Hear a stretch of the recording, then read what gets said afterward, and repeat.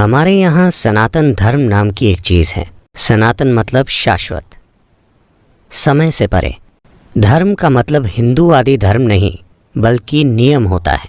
तो वो जीवन को चलाने वाले शाश्वत नियमों की बात कर रहे थे और ये कि हम उनके साथ कैसे तालमेल बना सकते हैं। फिलहाल चाहे आप स्कूल गए हों या ना गए हों, आप एक महान वैज्ञानिक हों या ना हों, फिर भी आप इस धरती के सभी भौतिक नियमों का पालन कर रहे हैं, है ना?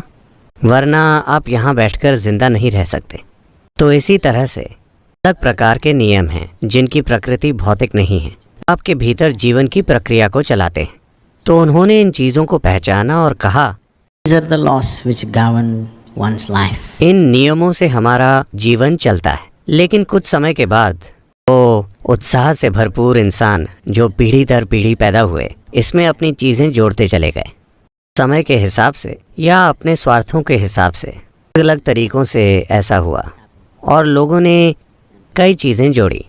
इन मूल रूप से सनातन धर्म बस यही है। उन्होंने इन चीज़ों को पहचाना कि एक इंसान स्थिर नहीं रह सकता, तो कुछ भी कर ले। इंसान स्थिर नहीं रह सकता क्योंकि उसमें अपनी मौजूदा स्थिति से कुछ ज़्यादा बनने की गहरी इच्छा है। इसे रोक नहीं सकते। आप उसे चाहे जो फिलॉसफी सिखाइए, आप इसे रोक नहीं सकते। भी है, वो अपनी मौजूदा स्थिति से कुछ ज़्यादा बनना चाहता है।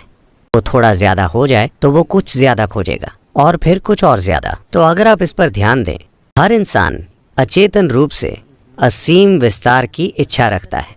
तो हर इंसान अचेतन तरीके से असीम प्रकृति या अनंत संभावना की खोज कर रहा है।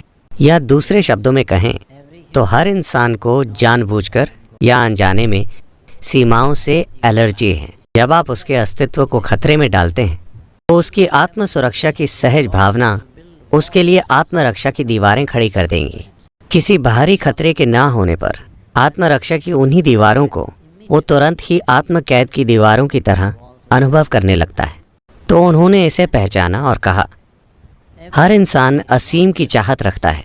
तो सबसे पहली चीज़ जो आपको करनी चाहिए, जैसे ही एक बच्चे में ठीक ठाक जागरूकता आ जाती है, सबसे पहली चीज़ जो आप उसके दिमाग में डालते हैं वो ये है कि उसका जीवन मुक्ति के बारे में है। बाकी सभी चीज़ें दूसरे नंबर पर हैं, क्योंकि आप वाकई सिर्फ एक इच्छा रखते हैं, असीम विस्तार की इच्छा। आपके अंदर कुछ ऐसा है जिसे सीमाएं पसंद नहीं हैं। तो आपको उस दिशा में बढ़ने के लिए क्या करना चाहिए? उन्होंने सरल नियम स्थापित किए।